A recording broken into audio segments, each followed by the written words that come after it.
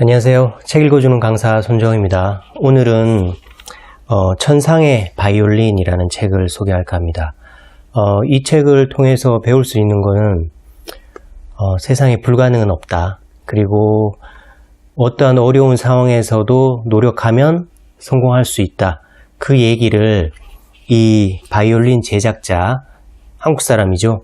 진창현의 자서전을 통해서 한번 알아볼까 합니다. 이 진창현은 바이올린 제작자예요. 그런데 한국에서 일제시대 때 태어나서 그때 먹고 살 게 없으니까 다들 지금의 북한 땅 쪽에 있는 사람들은 만주나 연해주 그쪽으로 넘어가서 살 길을 찾았다고 하고, 경상도나 이런 쪽에 사는 사람들은 일본으로 건너가서 살 길을 찾았다고 해요. 근데 이분도 일본으로 가서 여러 가지 일을 하죠.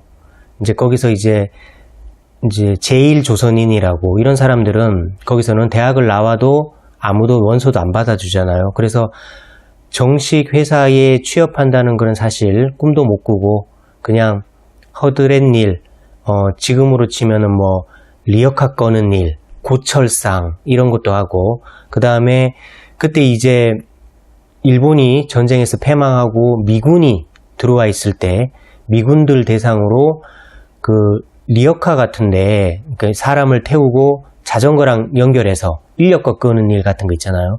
그런 일 같은 거 하면서 나름의 꿈을 키워갔지만 취업 자리가 없으니까 잘 안 됐지만 결국에는 바이올린 제작자로 성공을 해요. 그 스토리가 여기에 나와 있는데 이 사람이 어떻게 이렇게 성공했나 싶을 정도로 말도 안 되는 스토리가 많이 있어요.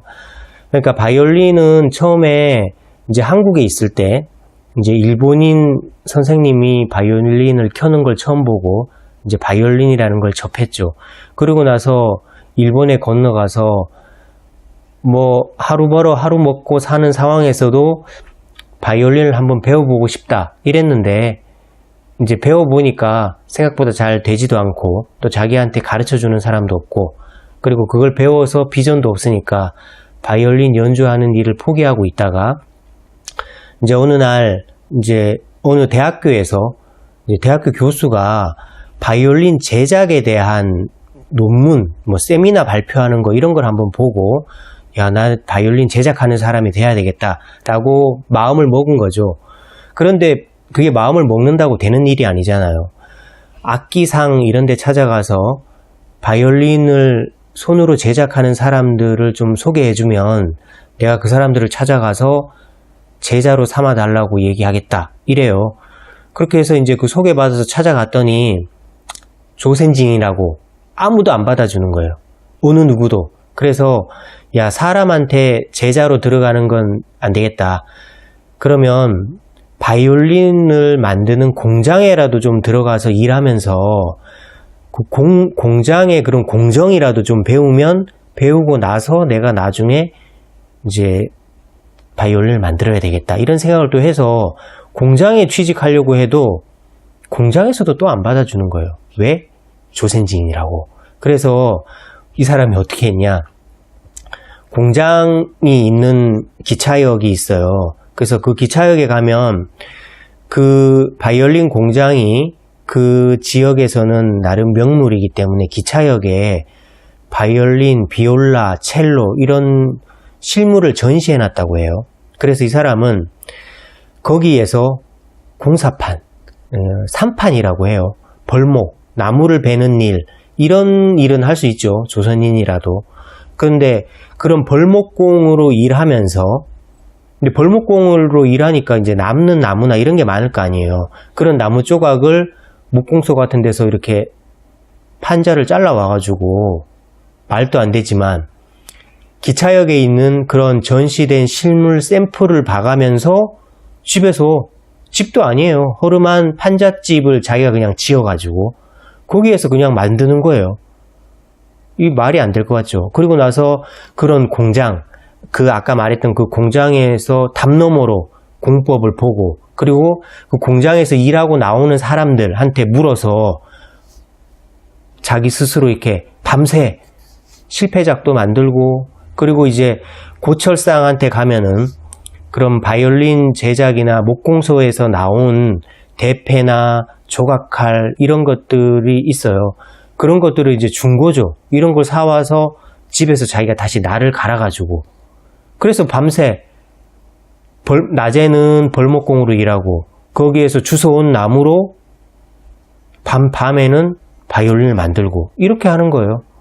이제 그렇게 몇 년을 이렇게 하니까 그래도 이게 소리가 좀 나는 거예요. 그래서 그거를 이제 10개를 짊어지고 도쿄로 가가지고 악기상에 갔더니 안 사주죠. 안 사주는데 어느 한 악기상에서 사주는 곳이 있었대요. 왜? 이 바이올린이 워낙 비싸고 하기 때문에 성인용으로는 많지만 이게 어린이용으로 특별히 바이올린을 제작하는 사람은 잘 없대요. 그래서 이게 비록 소리가 잘 안 나지만, 아주 훌륭한 소리는 아니지만 어린이용으로는 써줄 수 있겠다, 이래서 사가는 거예요. 그래서 어린이용으로 팔면서 이제 그거를 어느 바이올린 유명한 제작자가 이제 사주게 돼요. 당신이 이걸 나한테 팔면 나는 성인용을 만들고 내가 이거를 이제 어린이용으로 판매해 줄 테니까 만들면 나한테 가져와라. 이렇게 해가지고 집에 가서 다시 그 나무를 사서 만들어서 그 악기상한테 팔고 제작자한테 팔고, 이러고 부단하게 노력한 끝에 이 사람이 나중에 어디로 가냐 하면 필라델피아에 이런 바이올린 제작자에 대한 콩쿠르이 있나 봐요. 거기에서 뭐 세공에 대한 평가, 그 다음에 음향에 대한 평가, 이렇게 두 가지 부분의 상이 있는데, 이거를 비올라, 바이올린, 첼로, 이게 세 가지 악기에 대해서 각각 두 가지씩이니까 음향과 세공 부분인데, 이분은 그럼 이제 6개의 수상 종목이 나오잖아요. 이 중에 5군데에서 세계 최고의 상을 받았다고 합니다. 그래서 지금은 이분이 세계 5대 무검수 메이커라 그래서 이분이 만든 바이올린은 검사를 하지 않고도 세계 최고로 쳐준다, 이런 명예를 얻었대요. 완전 장인이죠. 뭐 제가 이렇게 짧게 설명하면서 이분이 어떤 고난을 당했는지는 다 드러나지 않았죠. 하지만 이 책을 읽어보면 한국에서 당했던 무시, 일본에서 당했던 무시, 뭐 취직한다는 건 꿈도 못 꾸고, 그러니까 아무도 제자로 받아주지 않죠. 그러니까 이분은 다 독학으로 바이올린 최고가 된 거예요. 어떻게 보면 말도 안 되는 거죠. 어떻게 독학으로 그런 바이올린을 만들 수 있었을까요? 그러니까 공장에서 곁눈질로 보고, 그 다음에 기차역에 전시돼 놓은 실물을 보면서 집에 와서 만들었던 거죠. 그러니까 대단한 신분이에요. 그래서 이거를 읽으면 내가 당하고 있는 고통과 고난은 이분의 고난에 비하면 아무것도 아니구나.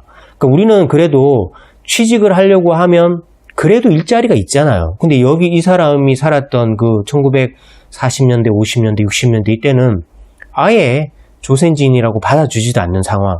그리고 우리는 지금 만약 내가 바이올린 제작자가 되고 싶다고 마음먹으면 바이올린 공장에 취직할 수도 있고, 뭐 어찌어찌 하여 그런 학교를 갈 수도 있고, 그런 스승님을 만날 수도 있지만 아무도 받아주지 않는 상황이잖아요. 그런데 기차역에서 노숙을 하면서, 그래서 뭐 노숙을 하도 하니까 또 경찰한테 잡혀가기도 해요.